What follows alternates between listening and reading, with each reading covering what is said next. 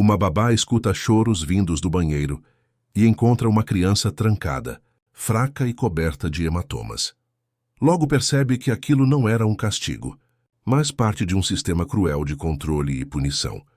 Mesmo sob ameaça, ela decide registrar tudo: áudios, exames, vídeos e sinais ignorados por todos.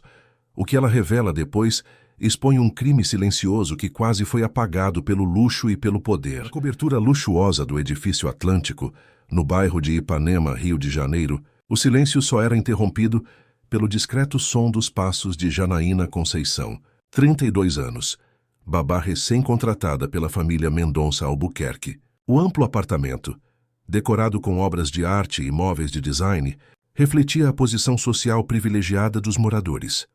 Ricardo Mendonça Albuquerque, 42 anos, empresário do ramo de incorporações imobiliárias. Sua esposa, Verônica Monteiro, 38 anos, influenciadora digital e empresária do setor de moda.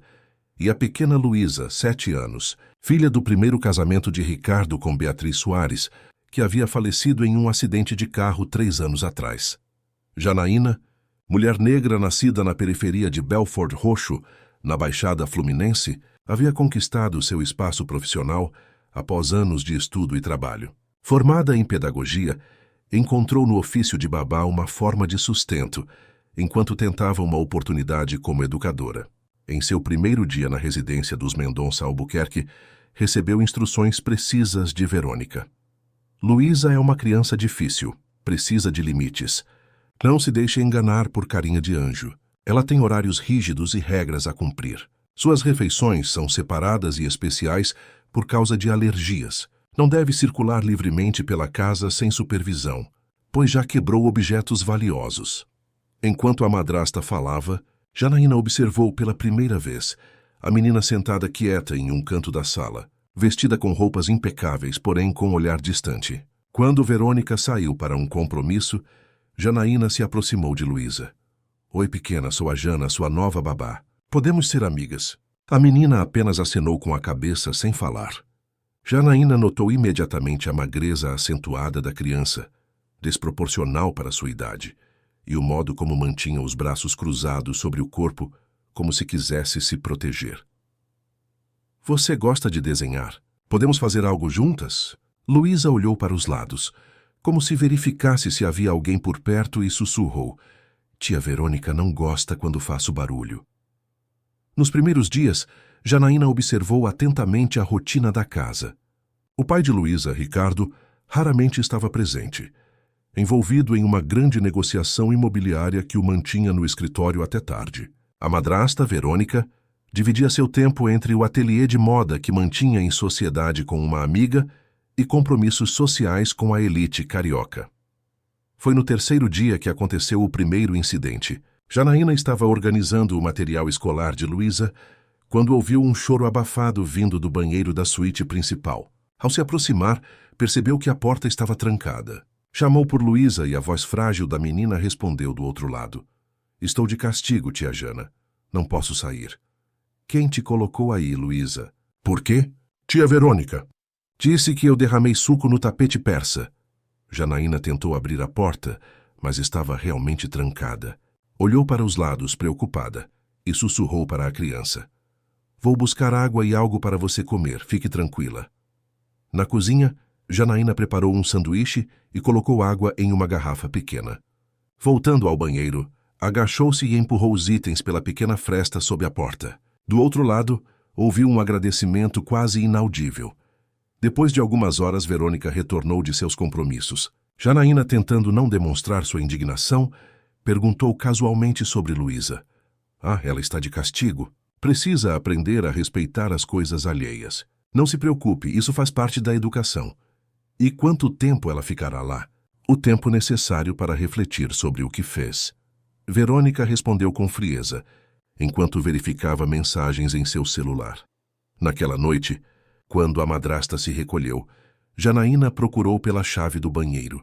Encontrou-a escondida no escritório de Ricardo, em uma gaveta. Silenciosamente, dirigiu-se ao banheiro e destrancou a porta. Luísa estava sentada no chão, abraçada aos joelhos. Ao ver Janaína, seus olhos se encheram de lágrimas. A babá tomou a menina nos braços e notou que ela estava desidratada. Com cuidado, levou-a para o quarto, ajudou-a a se limpar e trocar de roupa. Foi quando viu os hematomas nos braços e pernas da criança, alguns recentes, outros já amarelados, indicando diferentes estágios de cura. Luísa, quem fez isso com você? A menina baixou os olhos. Caí. Janaína sabia que aquela não era a verdade, mas não quis pressionar. Ajudou Luísa a se deitar e ficou ao seu lado até que dormisse.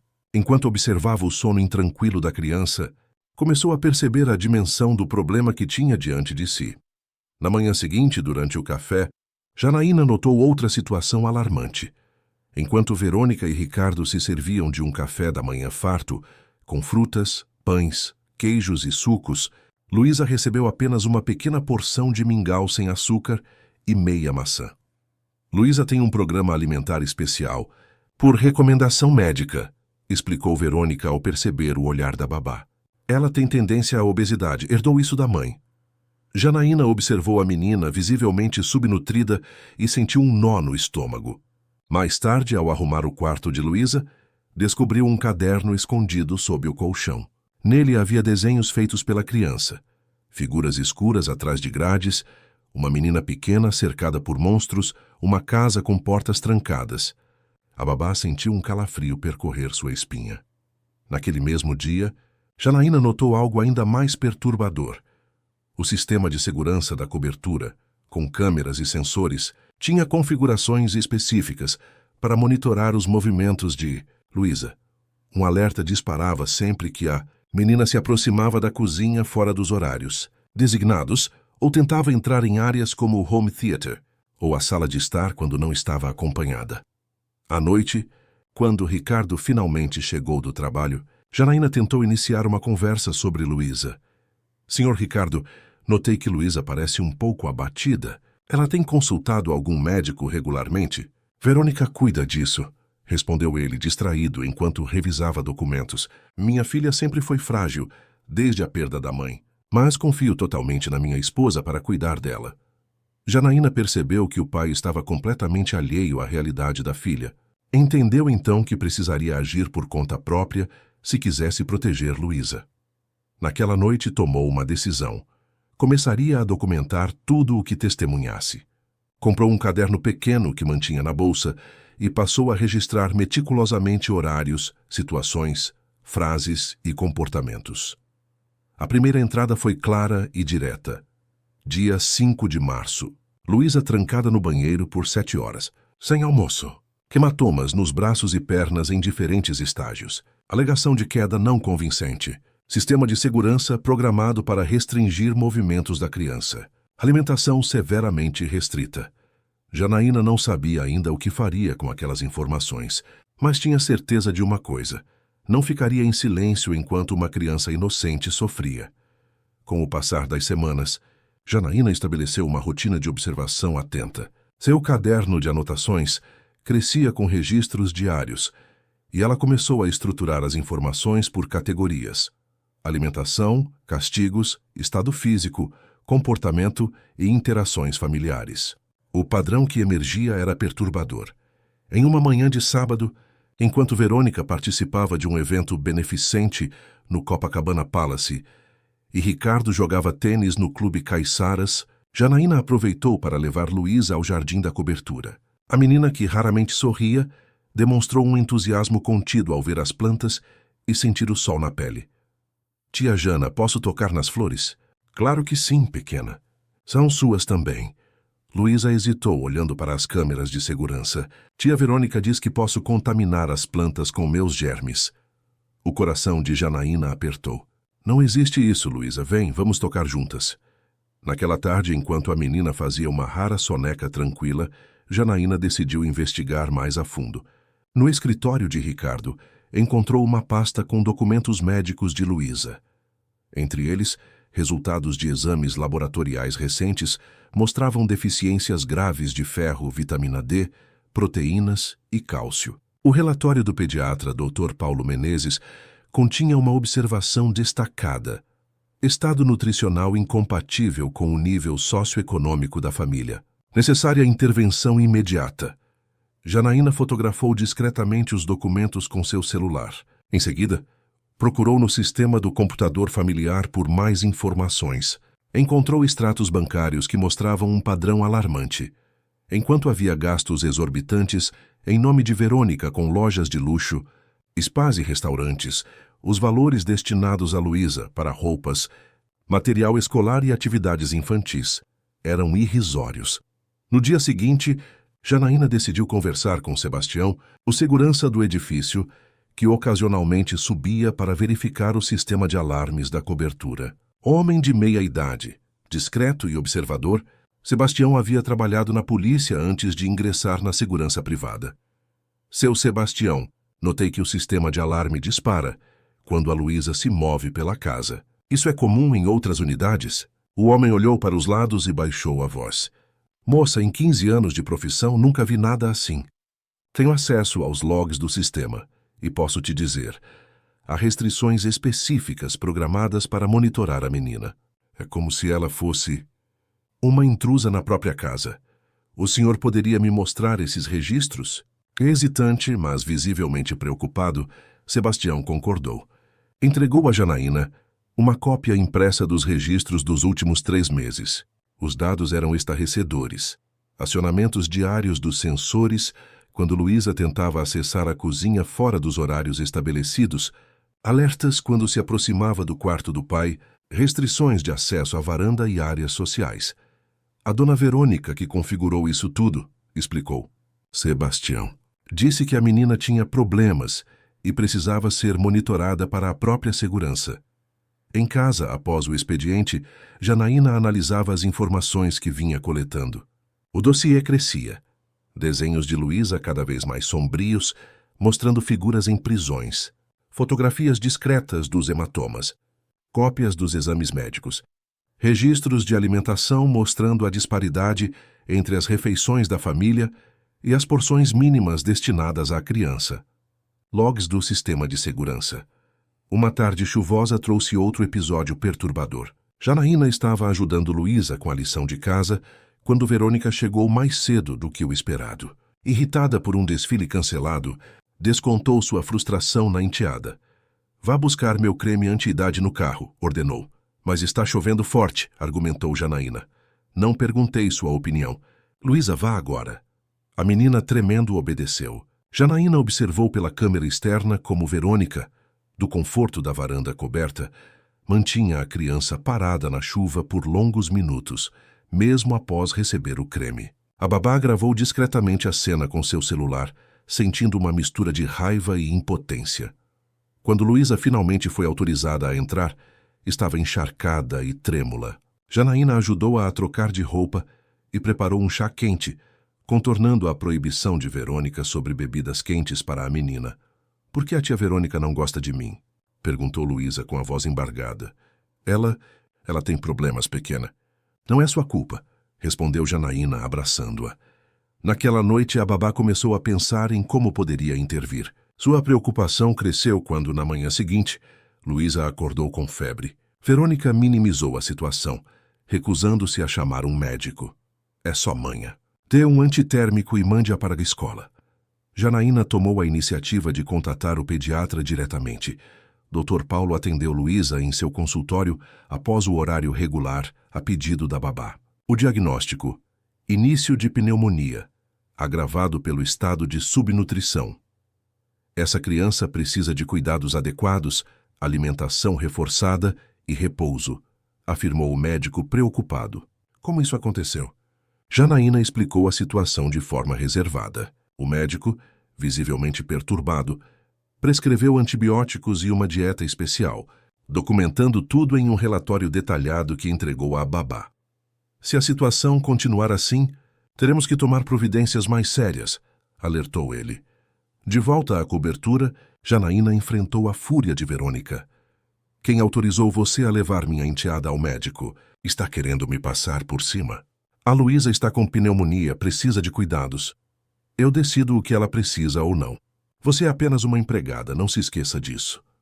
Naquela noite, Janaína tomou uma decisão arriscada. Usando um gravador pequeno escondido em seu uniforme, registrou uma conversa com Verônica enquanto a ajudava a organizar seu closet.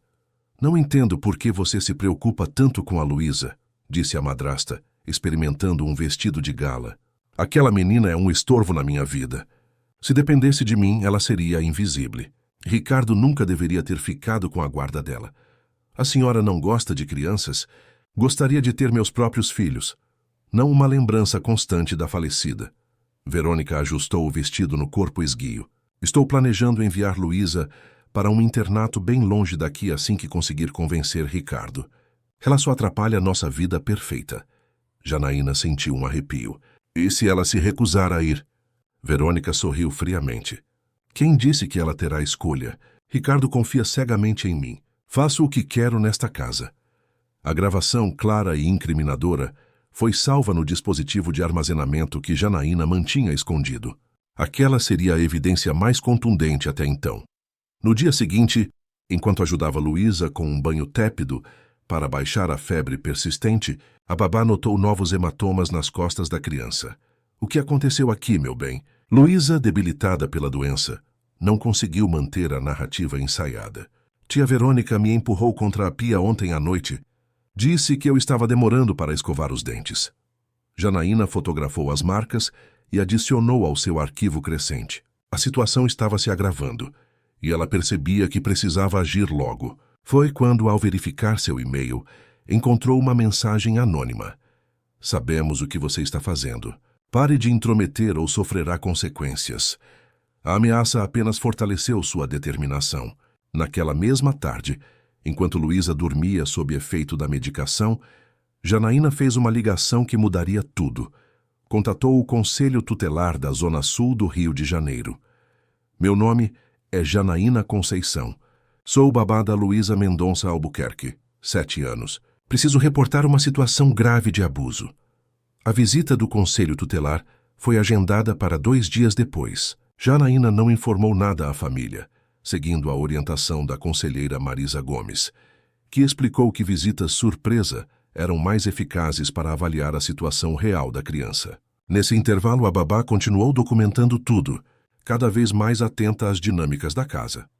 Na manhã da inspeção, Luísa ainda se recuperava da pneumonia, mas já apresentava melhora graças aos antibióticos e aos cuidados extras que Janaína conseguia proporcionar quando Verônica não estava presente. A campainha tocou às 10h15, horário em que normalmente apenas Janaína e Luísa estariam em casa.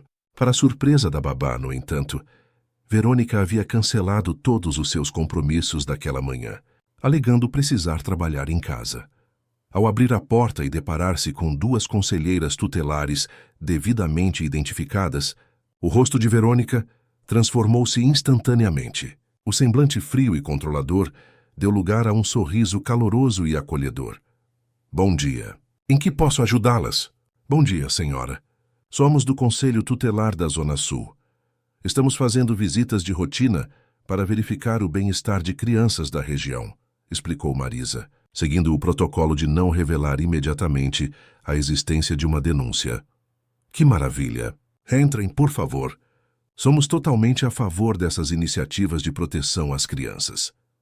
Janaína, observando da entrada do corredor, ficou impressionada com a transformação instantânea de Verônica. A madrasta conduziu as conselheiras pela cobertura impecável, falando sobre seu amor incondicional pela enteada e as adaptações que havia feito na casa para acolher melhor a filhinha do seu grande amor. O que mais surpreendeu Janaína foi a mesa do café da manhã. Enquanto as conselheiras eram levadas para a sala de estar, Verônica passou pela cozinha e instruiu a empregada doméstica.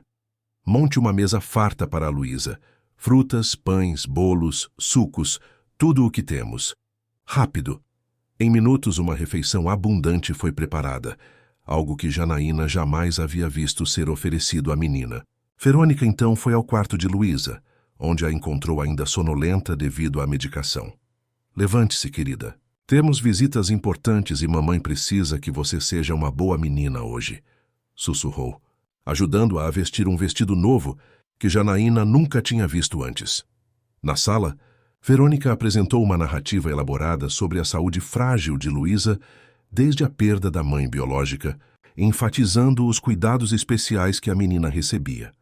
Investimos nos melhores médicos, na melhor alimentação adaptada às suas necessidades. Podem verificar os relatórios médicos, dizia, entregando uma pasta com documentos cuidadosamente selecionados. Janaína notou que aqueles não eram os mesmos relatórios que ela havia encontrado no escritório. Estes pareciam versões editadas, onde as observações sobre desnutrição haviam sido omitidas. Quando Luísa foi trazida à sala, ainda pálida devido à doença recente, Verônica explicou: "Nossa princesa está se recuperando de uma gripe. Estamos seguindo todas as recomendações médicas, não é, meu amor?" Luísa, condicionada por meses de intimidação, apenas assentiu, olhando brevemente para Janaína, que permanecia em um canto da sala. As conselheiras pediram para conversar a sós com a criança, e Verônica, após um momento de hesitação, concordou com um sorriso forçado. "Claro, fiquem à vontade. Vou aproveitar para preparar um chá para todas nós." No quarto de Luísa, transformado com brinquedos novos ainda com etiquetas, as conselheiras tentaram estabelecer uma conversa descontraída com a menina. Inicialmente reticente, Luísa respondia apenas com monossílabos. Marisa, experiente em casos similares, usou técnicas de aproximação gradual. "Que quarto bonito você tem, Luísa. Você gosta de morar aqui?" "Sim, senhora." "E como é seu dia a dia? Você brinca, estuda, tem amiguinhos?" "Estudo e fico em casa. Tia Jana brinca comigo quando tia Verônica deixa." A conselheira notou o "quando deixa" e continuou suavemente: "E o que acontece quando você faz algo que a tia Verônica não gosta?" Luísa olhou para a porta, verificando se estava realmente fechada. Mesmo assim, baixou a voz: "Fico de castigo." "Que tipo de castigo, querida?" A menina hesitou, mas então, num lapso de coragem ou simplesmente porque estava cansada de fingir, sussurrou: "Às vezes fico trancada no banheiro de castigo." A conselheira manteve a expressão neutra, mas fez anotações discretas. "Por quanto tempo você fica lá?" "Até tia Verônica achar que aprendi a lição." "Uma vez fiquei o dia todo." Do lado de fora do quarto, Verônica monitorava a conversa através do sistema de vigilância instalado no quarto, que Janaína desconhecia. Quando ouviu a revelação de Luísa, imediatamente retornou à sala de estar, interrompendo a entrevista com a desculpa de que Luísa precisava tomar sua medicação. "Nossa princesa tem uma imaginação muito fértil", comentou Verônica, com um riso forçado enquanto servia chá às conselheiras. "Ela adora inventar histórias, desde que começou a frequentar as aulas de teatro." "Não é uma graça?" A conselheira Marisa, porém, já havia registrado o suficiente. "Senhora Monteiro, gostaríamos de conversar também com a babá, se possível." "Janaína? Claro, mas ela está conosco há pouco tempo. Não sei se terá muito a contribuir." Verônica lançou um olhar de advertência para Janaína, enquanto a babá se aproximava. Em uma sala separada, a conselheira perguntou diretamente sobre suas observações. Janaína, temendo por seu emprego, mas mais preocupada com o bem-estar de Luísa, confirmou algumas das situações que havia documentado, mencionando os castigos prolongados, a alimentação restrita e o sistema de vigilância invasivo. Ao final da visita, as conselheiras agradeceram e informaram que fariam um relatório. Assim que a porta fechou, o semblante de Verônica transformou-se novamente. "Quem fez a denúncia?" "Foi você, não foi?" acusou apontando para Janaína. "Não sei do que a senhora está falando. Não se faça de idiota. Você está investigando minha vida, fuçando nos meus documentos. Acha que não percebi? As câmeras registram tudo." Janaína manteve a compostura. "Estou apenas cumprindo meu trabalho como babá." "Seu trabalho? Seu trabalho é cuidar da pirralha conforme minhas regras. Não se meta onde não foi chamada." A discussão foi interrompida pelo retorno inesperado de Ricardo, que havia saído mais cedo do escritório devido a uma ligação anônima informando-o sobre a visita do conselho tutelar. "O que está acontecendo aqui? Quem eram aquelas mulheres que saíram do nosso prédio?" Verônica rapidamente recompôs-se. "Ah, querido, uma visita de rotina do conselho tutelar. Eles estão verificando todas as famílias do bairro, nada demais." Ricardo franziu o senho. "Por que não me avisou?"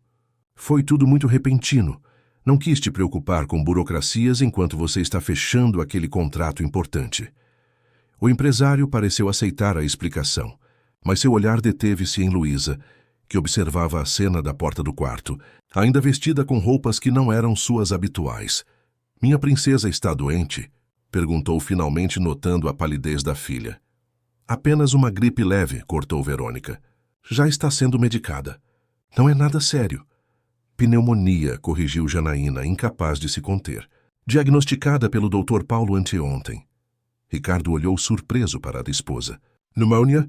Por que não fui informado?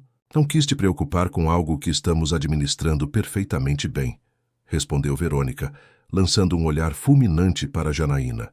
Além disso, essa empregada tem exagerado todos os sintomas.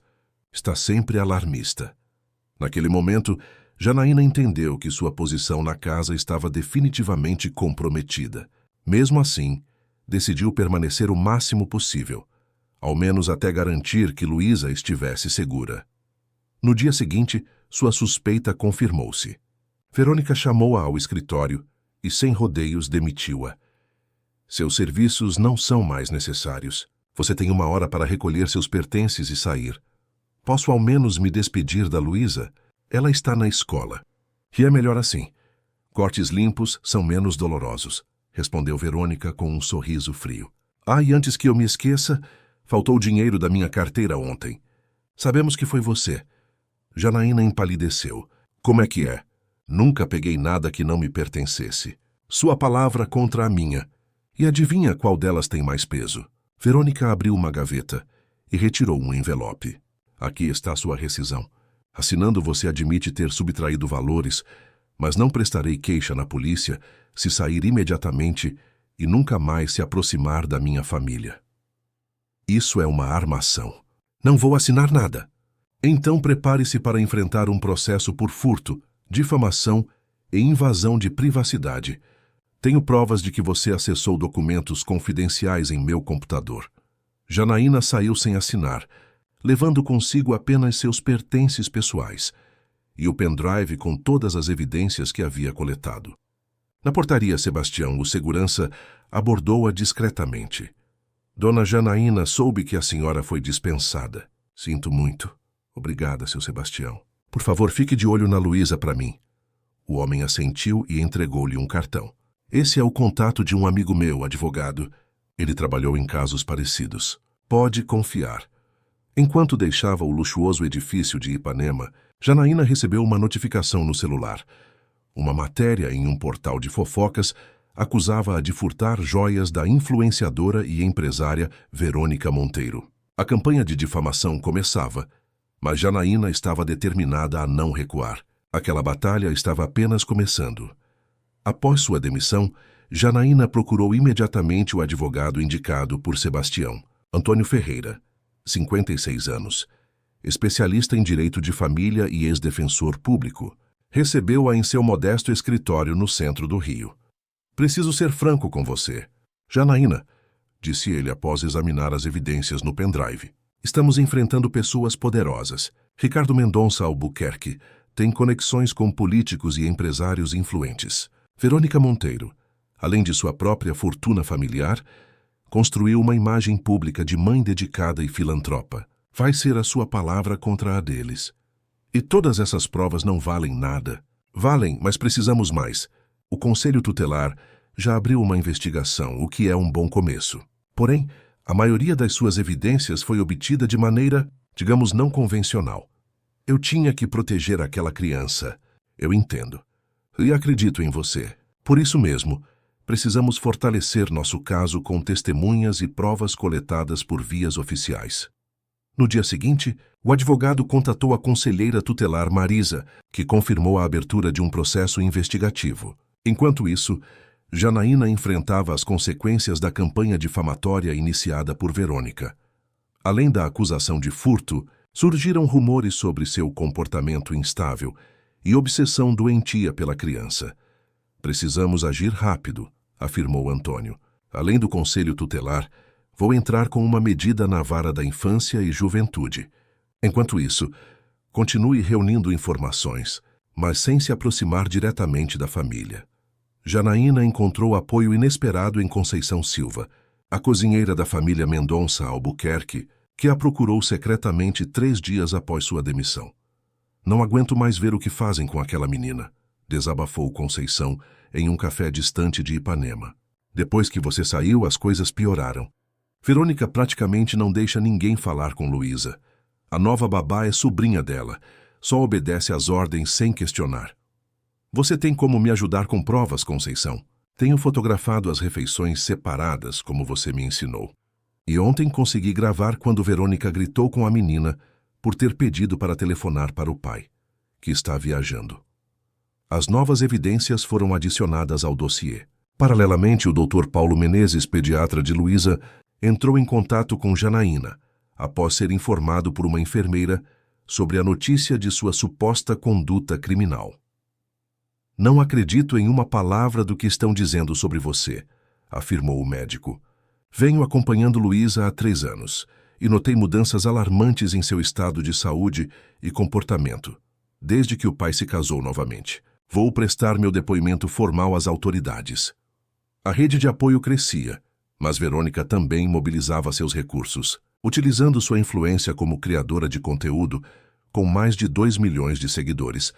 Iniciou uma campanha subliminar sobre o perigo de empregados invejosos que se aproximam de famílias bem-sucedidas. Em suas redes sociais, postava imagens idílicas com Luísa, sempre bem vestida e aparentemente feliz, usando legendas como nada como o amor verdadeiro de família e protegendo o que é mais precioso. Ricardo, ainda alheio à realidade completa, começou a questionar pequenos detalhes que antes ignorava. Numa noite, ao retornar mais cedo de uma viagem, encontrou Luísa jantando sozinha na cozinha, enquanto Verônica entretinha amigas com um jantar sofisticado na sala de jantar principal. "Por que minha filha não está conosco à mesa?" perguntou, estranhando a situação. "Querido, você sabe que Luísa tem horários especiais por causa da medicação", respondeu Verônica com naturalidade. Além disso, ela fica entediada com conversas de adultos. Prefere ficar com Conceição na cozinha. A explicação pareceu satisfazê-lo momentaneamente, mas a semente da dúvida havia sido plantada. Enquanto isso, o caso ganhava novos contornos. Fernanda Lopes, jornalista investigativa do portal Olhar Independente, recebeu uma denúncia anônima sobre a situação. Após verificar preliminarmente alguns fatos, contatou Janaína para uma entrevista. "Quero ouvir sua versão. As acusações contra você parecem fabricadas, especialmente conhecendo o histórico de Verônica Monteiro em outros conflitos." "Como assim, outros conflitos?" A jornalista explicou que não era a primeira vez que Verônica usava sua influência para atacar pessoas que a contrariavam. Houve um caso semelhante com uma esteticista que trabalhou em sua clínica de beleza e denunciou práticas irregulares. A mulher acabou mudando de estado depois da perseguição que sofreu. Com a investigação jornalística em andamento, outras vozes começaram a surgir. Uma ex-professora de Luísa da escola anterior entrou em contato com o advogado de Janaína, relatando como a menina havia mudado drasticamente após o novo casamento do pai. Ela era uma criança alegre, participativa, depois tornou-se retraída, frequentemente sonolenta nas aulas e com fome constante. Cheguei a reportar à coordenação, mas a família transferiu Luísa para outra escola logo em seguida. O caso complicou-se quando Verônica, sentindo-se acuada, solicitou e obteve uma medida restritiva contra Janaína, proibindo-a de se aproximar da família ou mencionar publicamente seus nomes. A justificativa: perseguição obsessiva e tentativa de extorsão. "Isso é ridículo", protestou Janaína em reunião com seu advogado. "Estão invertendo tudo. É uma tática comum", explicou Antônio. "Atacar para se defender.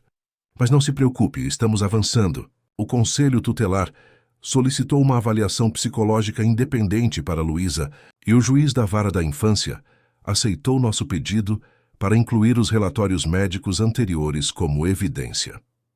Uma reviravolta ocorreu quando Sebastião, o segurança, foi demitido do condomínio após Verônica pressionar o síndico, alegando quebra de confiança. Longe do controle da família, ele decidiu colaborar plenamente, fornecendo cópias completas dos registros de segurança dos últimos 6 meses, incluindo gravações das câmeras que mostravam Verônica empurrando Luísa ou trancando-a em ambientes por horas. Jornalista Fernanda, após semanas de investigação discreta, publicou a primeira parte de uma série especial intitulada Aparências à Face Oculta da Elite Carioca. Sem citar nomes diretamente para evitar processos, o texto apresentava um caso detalhado de uma criança privilegiada financeiramente, mas emocionalmente negligenciada, vivendo em um apartamento luxuoso de Ipanema. A reportagem gerou comoção nas redes sociais. Muitos seguidores de Verônica começaram a conectar os pontos, especialmente após a jornalista mencionar uma influenciadora digital que posta excessivamente sobre maternidade postiça enquanto maltrata a enteada nos bastidores. Verônica reagiu com fúria, ameaçando processar o portal. Seu advogado, entretanto, aconselhou-a a não citar explicitamente a reportagem, para evitar confirmar publicamente que era sobre ela. Em casa, o comportamento de Verônica tornou-se cada vez mais errático. Ricardo, agora mais atento, começou a notar padrões perturbadores, como Luísa encolhia-se quando a madrasta se aproximava, como esperava permissão para falar ou comer, como suas roupas pareciam sempre grandes demais, escondendo seu corpo. Uma tarde, ao buscar um documento no escritório, encontrou por acaso uma pasta escondida no fundo de uma gaveta. Nela, um relatório médico original de Luísa, muito diferente da versão que Verônica lhe havia mostrado, detalhando desnutrição, anemia severa e sinais compatíveis com estresse crônico. Confrontada, Verônica explodiu. Você nunca está aqui. Eu tenho que lidar sozinha com aquela menina problemática. Ela é igualzinha à mãe. Manipuladora, quer toda a atenção para si.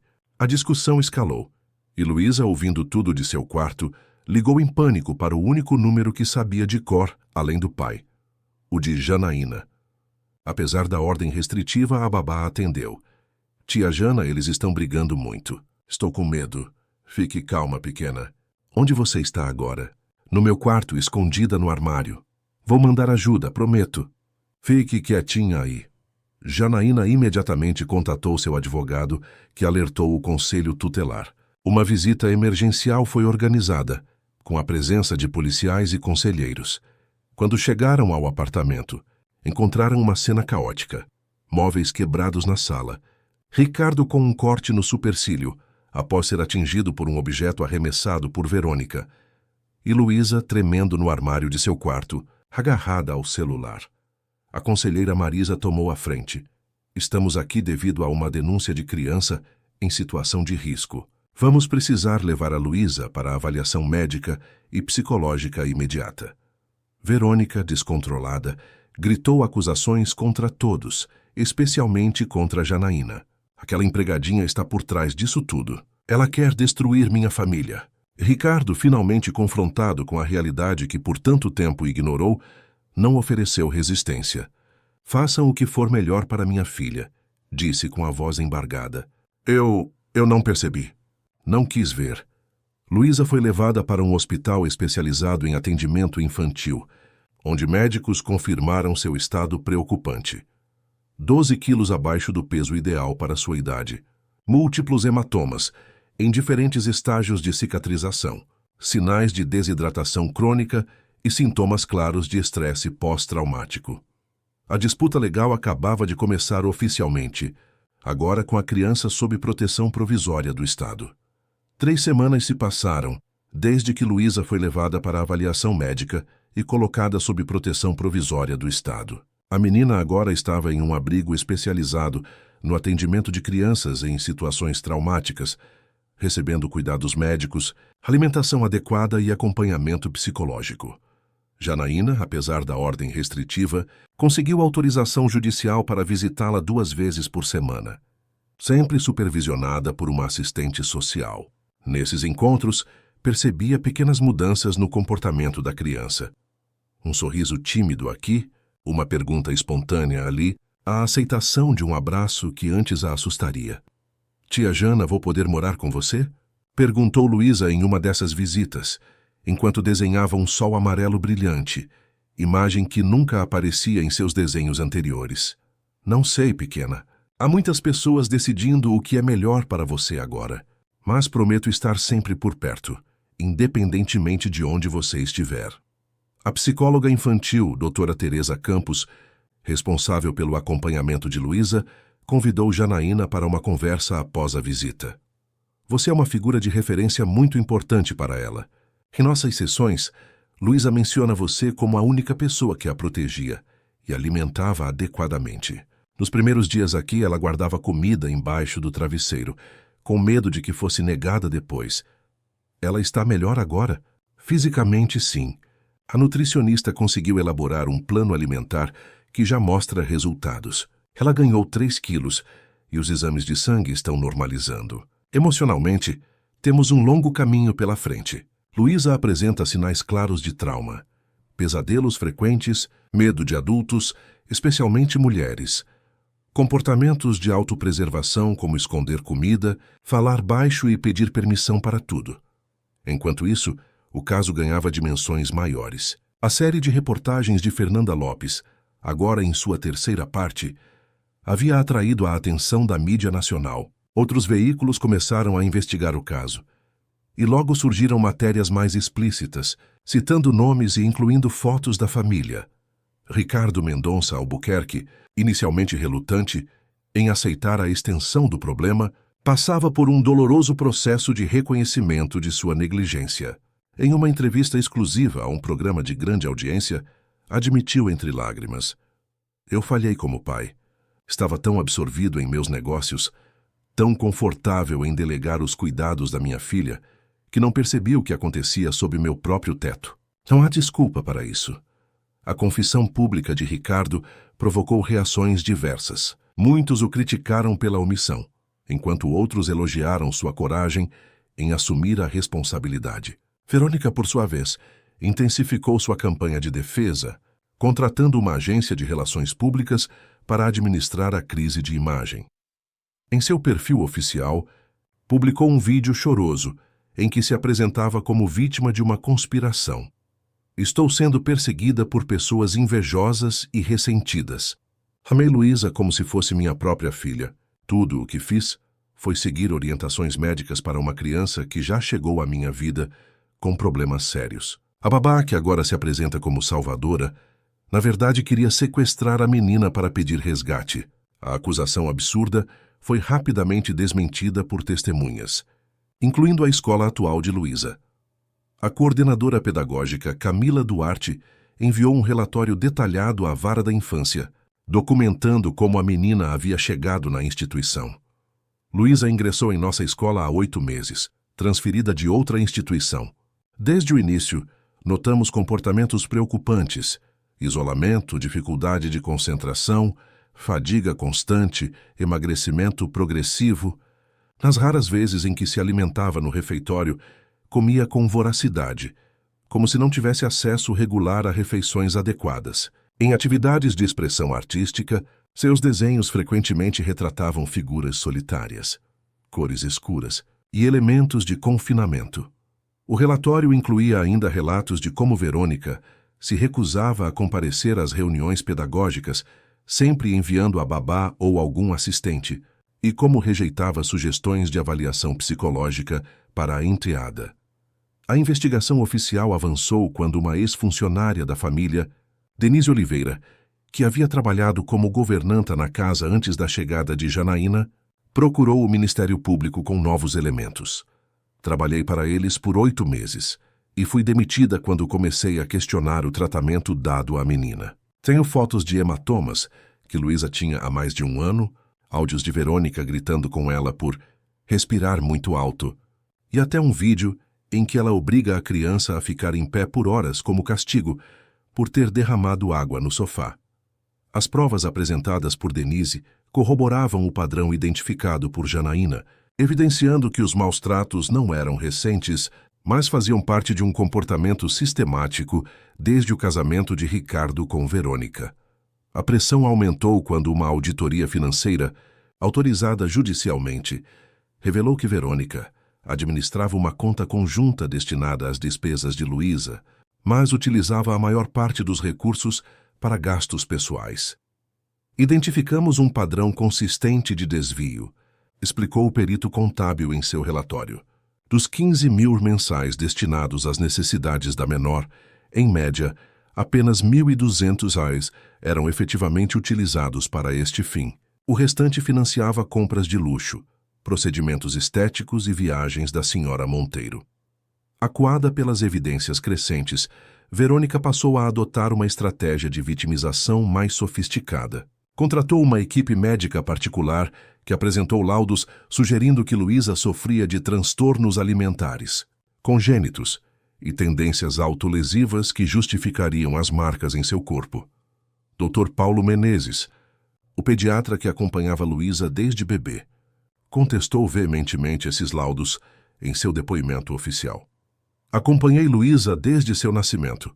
Era uma criança perfeitamente saudável, com desenvolvimento normal até os 4 anos. As alterações em seu quadro de saúde coincidiram exatamente com a entrada da madrasta em sua vida. Tenho documentado em meus registros como tentei intervir múltiplas vezes, mas sempre encontrava a resistência da senhora Monteiro, que frequentemente cancelava consultas ou mudava medicações por conta própria. A audiência preliminar na vara da infância foi marcada para o início de outubro, e tanto Janaína quanto Ricardo preparavam-se intensamente, cada um à sua maneira. Janaína continuava suas visitas regulares a Luísa, levando pequenos presentes permitidos pela instituição, livros, materiais de desenho, um pijama macio que a menina adorou. Ricardo, por sua vez, iniciou terapia intensiva e um programa de reeducação parental, determinado a demonstrar que poderia ser o pai que sua filha merecia. Rompeu publicamente com Verônica, solicitando a anulação do casamento por vícios de consentimento e conduta incompatível com os valores familiares. Enquanto se aproximava a data da audiência, Janaína recebeu um telefonema inesperado de Conceição, a cozinheira que ainda trabalhava para Ricardo. Janaína, acho que você precisa saber disso.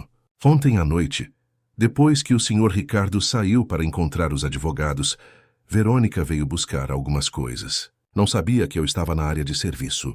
Ela estava ao telefone com alguém falando coisas horríveis. Que tipo de coisas? Ela disse que, se perdesse o caso, aquela pirralha ia se arrepender. Falou que conhecia pessoas em vários estados que poderiam esconder a menina, onde ninguém jamais encontraria. E mencionou algo sobre acidentes que não deixam rastros. O sangue de Janaína gelou. Você gravou isso? Sim. Desde que você me ensinou, comecei a gravar sempre que ela está por perto. Nunca se sabe. A gravação nítida e assustadora foi imediatamente encaminhada ao advogado Antônio, que a apresentou como evidência adicional do perigo representado por Verônica. Com base neste novo elemento, conseguiu uma medida protetiva ainda mais rigorosa, proibindo qualquer contato de Verônica com Luísa, mesmo que supervisionado. Na véspera da audiência, Janaína recebeu uma visita surpresa de Ricardo em sua modesta casa na Tijuca, para onde havia se mudado após perder o emprego. Sei que não mereço seu perdão, disse ele, visivelmente abatido, mas preciso que saiba que estou fazendo tudo o que posso para consertar meus erros. Não é a mim que você deve explicações, é à sua filha. Eu sei, e pretendo dedicar o resto da minha vida a reconquistar a confiança dela. Mas hoje vim aqui para lhe agradecer. Você fez o que eu, como pai, deveria ter feito. Protegeu minha filha, custe o que custasse. Janaína assentiu cautelosa, mas reconhecendo a sinceridade nas palavras do homem à sua frente. O que vai acontecer amanhã? Perguntou ela. Meus advogados acreditam que o juiz deve manter Luísa sob proteção do Estado por pelo menos mais alguns meses, enquanto eu comprovo minha capacidade de cuidar dela adequadamente. Estou disposto a aceitar qualquer condição que estabeleçam. Terapia familiar, visitas supervisionadas, monitoramento constante. Só quero minha filha de volta e segura. E Verônica? O rosto de Ricardo endureceu. Ela enfrenta acusações graves. Meus advogados estão cooperando plenamente com a promotoria. Descobrimos coisas que nem posso repetir sem sentir náusea. Como pude ser tão cego? No dia seguinte, o Fórum da Infância e Juventude estava cercado por jornalistas. O caso havia capturado a atenção nacional, levantando debates sobre negligência em famílias abastadas, o papel dos empregados domésticos na proteção de crianças e os desafios das famílias recompostas. Janaína, acompanhada por seu advogado, atravessou a multidão com a cabeça erguida. Sabia que aquele dia seria apenas o começo de uma longa batalha, mas estava preparada. Por Luísa, enfrentaria o que fosse necessário. O Fórum da Infância e Juventude do Rio de Janeiro estava excepcionalmente movimentado naquela manhã de outubro. Jornalistas, curiosos e ativistas pelos direitos das crianças aglomeravam-se nos corredores, enquanto policiais tentavam manter a ordem. A sala de audiências, no entanto, permanecia protegida do tumulto, com acesso restrito às partes diretamente envolvidas no processo. Janaína chegou acompanhada por seu advogado, Antônio, e por Marisa, a conselheira tutelar que havia sido fundamental desde o início do caso. Vestia um conjunto simples, mas formal, uma saia azul marinho na altura dos joelhos e uma camisa branca de mangas compridas. Havia passado a noite anterior em claro, repassando mentalmente cada detalhe que poderia ser questionado.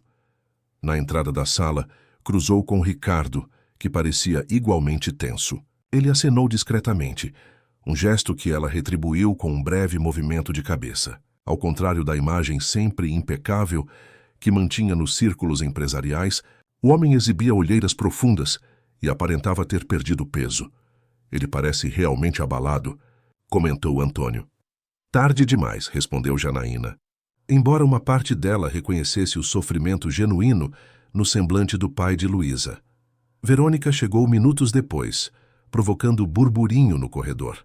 Em contraste com a aparência abatida do ex-marido, estava impecavelmente produzida, vestido creme de grife, maquiagem perfeita, cabelo em um coque elegante. Acompanhava uma equipe de 3 advogados, liderados por Carlos Eduardo Mendes, conhecido por defender celebridades e políticos em casos midiáticos. A audiência começou pontualmente às 10 horas. O juiz Roberto Assunção, conhecido por sua postura firme em casos de violência contra crianças, deu início aos procedimentos, estabelecendo as regras básicas.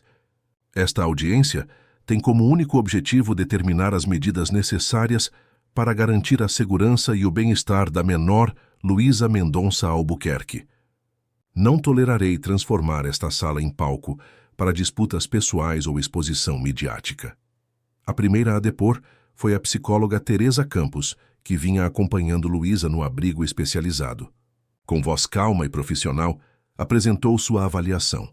A menor apresenta sinais claros de trauma psicológico, condizentes com maus tratos prolongados. Nos primeiros dias, recusava-se a falar, encolhia-se quando adultos se aproximavam e tinha crises de pânico durante a noite. Apresentava comportamentos típicos de crianças institucionalizadas, como esconder comida para tempos difíceis, embora nunca tenha vivido em instituições antes.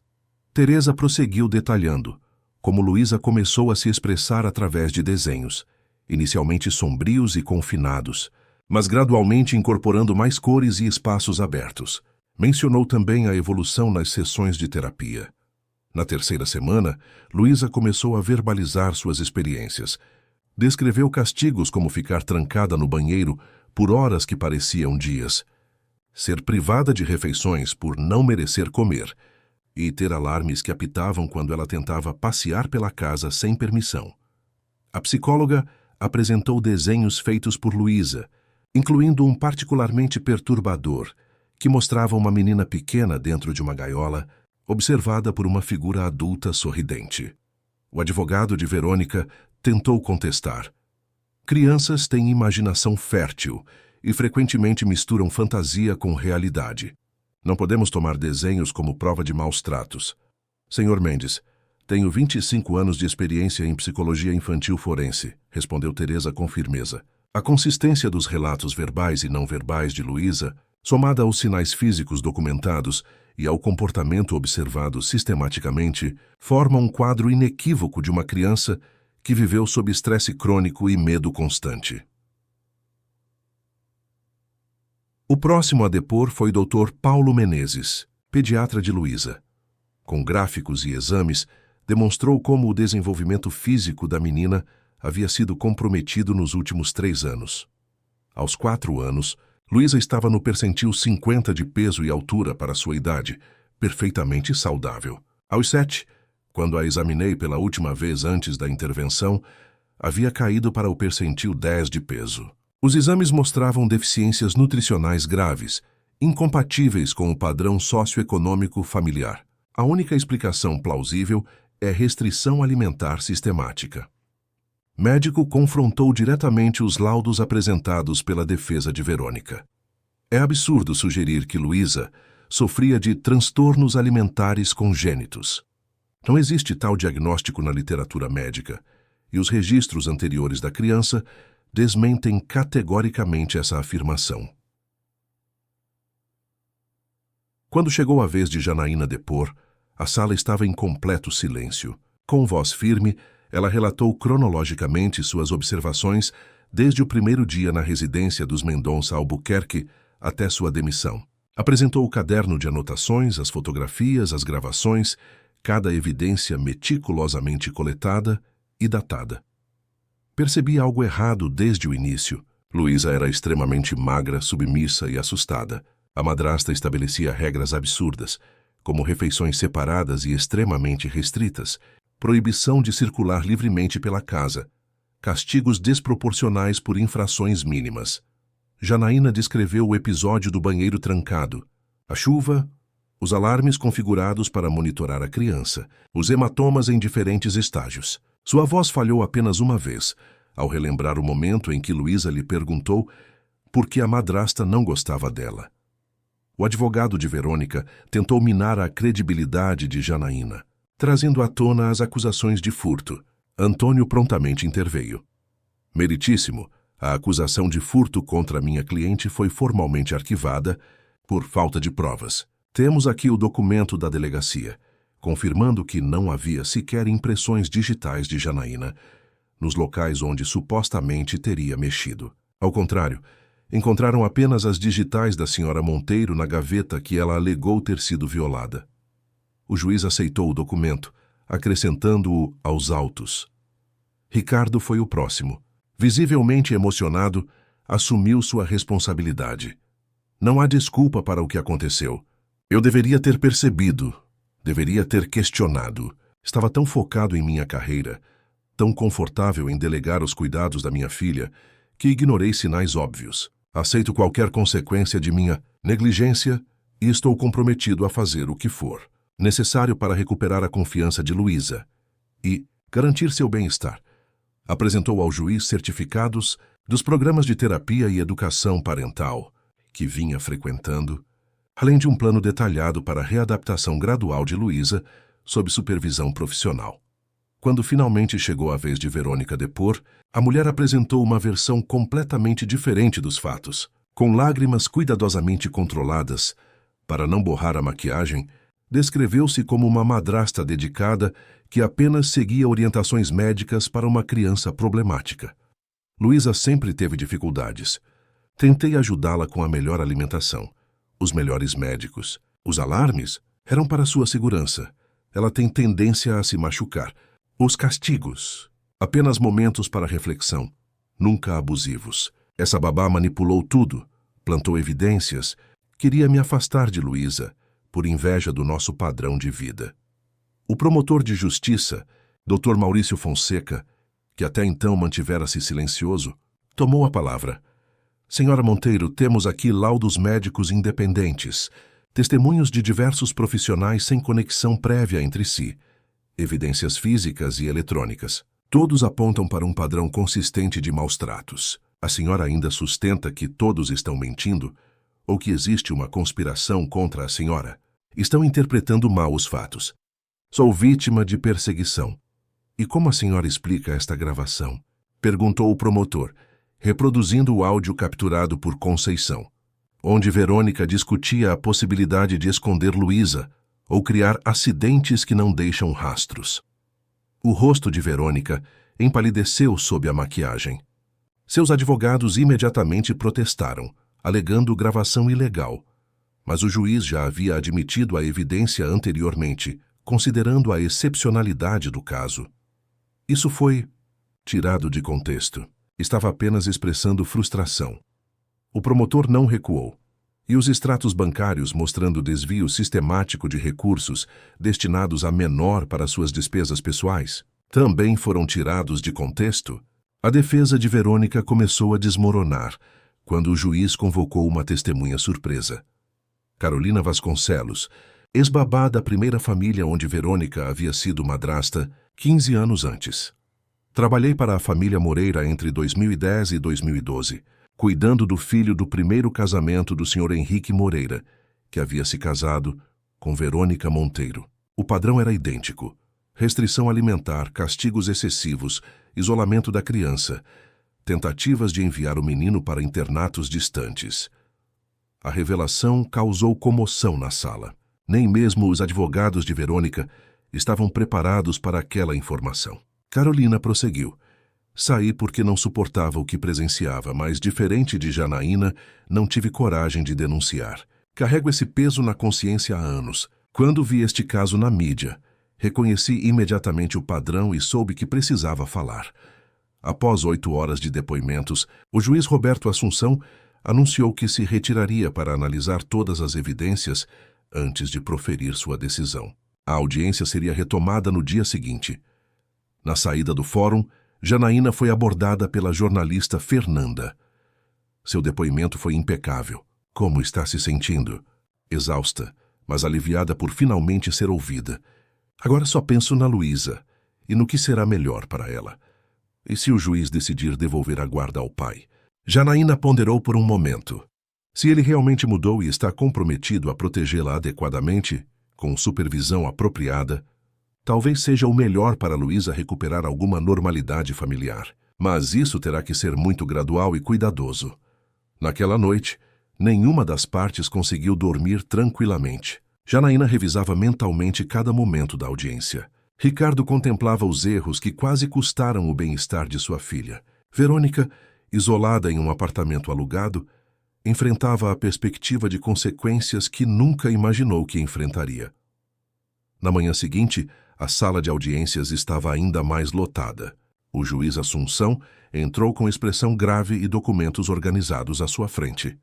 Após análise minuciosa das evidências apresentadas, testemunhos e laudos periciais, este tribunal está preparado para emitir sua decisão no caso da menor Luísa Mendonça Albuquerque.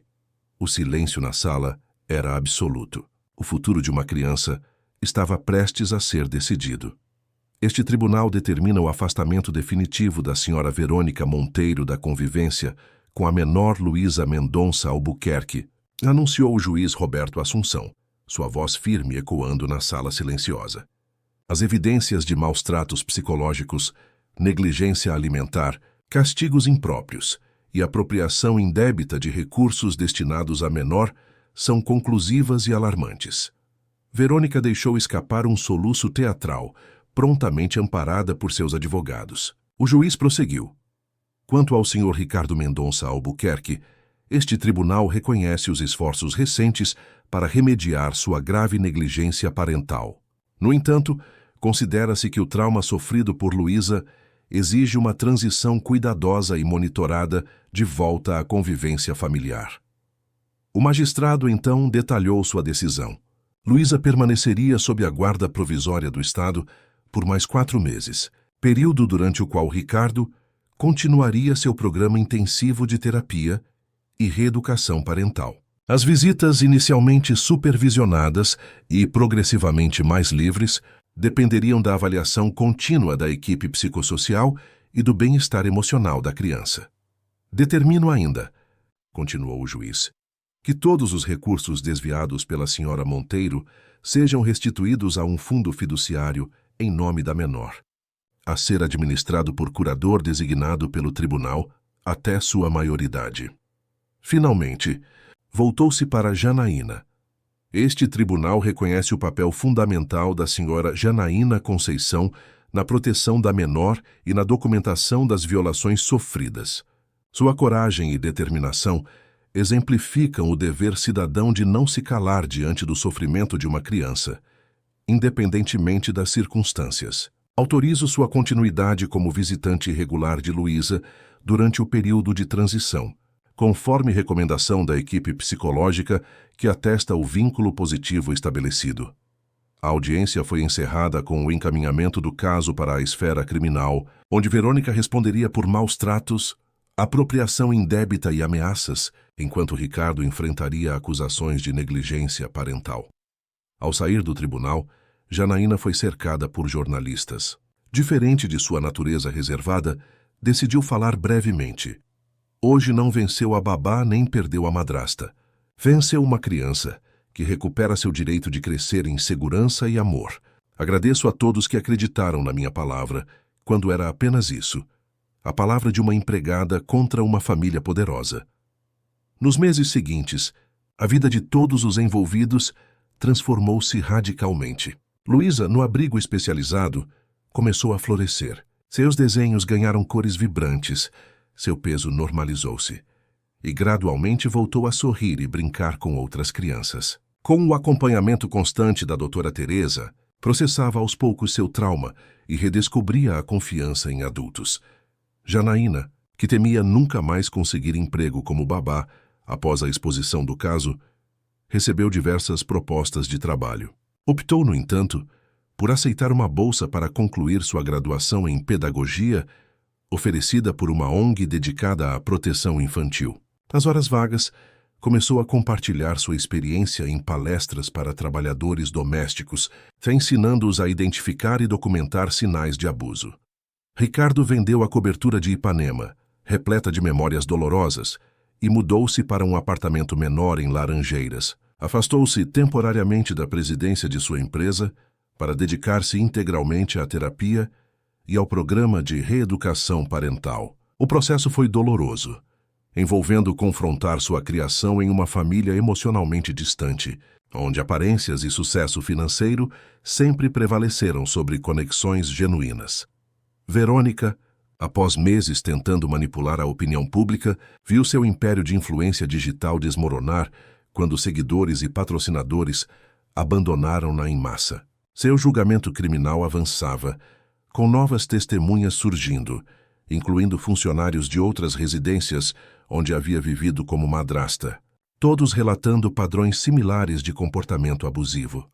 6 meses após a decisão judicial, chegou o momento da transição gradual de Luísa para a casa do pai. As primeiras visitas aconteceram no abrigo, seguidas por passeios supervisionados e, eventualmente, finais de semana na nova residência de Ricardo. Papai redecorou meu quarto. Contou Luísa entusiasmada a Janaína durante uma visita. Tem uma estante cheia de livros e uma mesa para eu desenhar. E não tem câmeras nem alarmes. Que maravilha, pequena. E como você está se sentindo lá? Ainda fico um pouco assustada às vezes, principalmente à noite. Mas papai disse que posso ligar a luz ou chamá-lo sempre que precisar. E agora ele mesmo faz meu café da manhã todos os dias. O processo de reconstrução do vínculo entre pai e filha era delicado, com avanços e recuos. Ricardo, orientado pelos terapeutas, aprendia a estar verdadeiramente presente, não apenas fisicamente, mas emocionalmente disponível para Luísa. No 8º mês após o julgamento, uma nova audiência determinou que Luísa voltaria definitivamente para a guarda do pai, com monitoramento periódico por mais um ano. A equipe psicossocial considerou que Ricardo havia demonstrado mudança genuína e compromisso consistente com o bem-estar da filha. No entanto, uma surpresa aguardava Janaína. Durante a audiência, Luísa pediu para falar com o juiz Assunção em particular. Quando retornou, o magistrado fez um anúncio inesperado. A pedido expresso da menor, e considerando os laços afetivos estabelecidos, este tribunal autoriza que a senhora Janaína Conceição mantenha visitação regular não supervisionada, incluindo a possibilidade de Luísa passar finais de semana em sua residência, mediante acordo com o pai. Ricardo, longe do homem orgulhoso que havia sido, aproximou-se de Janaína após a audiência.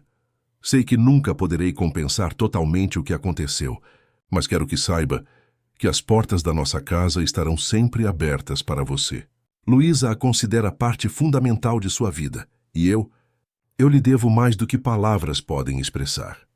Naquele mesmo dia, como celebração, Janaína levou Luísa para conhecer seu pequeno apartamento pela primeira vez. Um espaço simples, mas acolhedor, com vasos de plantas nas janelas e paredes coloridas. Na varanda plantaram juntas um vaso de girassóis.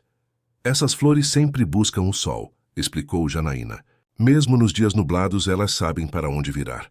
Como eu. Perguntou Luísa com uma sabedoria surpreendente para seus 8 anos. Exatamente como você, pequena. 2 anos se passaram. O caso Luísa Mendonça Albuquerque gerou repercussões que transcenderam a esfera individual. A cobertura midiática extensa e a comoção pública resultaram em audiências no Congresso Nacional sobre Proteção Infantil em contextos de alta vulnerabilidade, incluindo ambientes de aparente privilégio econômico. Lei Luísa, como ficou conhecida, foi aprovada com amplo apoio multipartidário, estabelecendo protocolos obrigatórios de formação para trabalhadores domésticos, educadores e profissionais de saúde, na identificação de sinais de maus tratos psicológicos. A legislação também reforçou mecanismos de proteção a denunciantes vulneráveis e criou canais específicos para relatos anônimos. Janaína, agora formada em pedagogia e cursando especialização em psicopedagogia, tornou-se uma voz respeitada no campo da proteção infantil. Junto com outros profissionais e ex-denunciantes, fundou a organização Olhos Atentos, oferecendo treinamento, apoio jurídico e psicológico a trabalhadores domésticos que testemunhassem situações abusivas. Verônica foi condenada a 4 anos em regime semiaberto por maus tratos, apropriação indébita e ameaça, além de indenização por danos morais. Ricardo, após cumprir medidas socioeducativas por negligência, dedicava-se agora a financiar programas de parentalidade responsável para executivos, usando sua própria experiência como exemplo do custo da ausência emocional. Quanto a Luísa, agora com 10 anos, sua transformação era notável.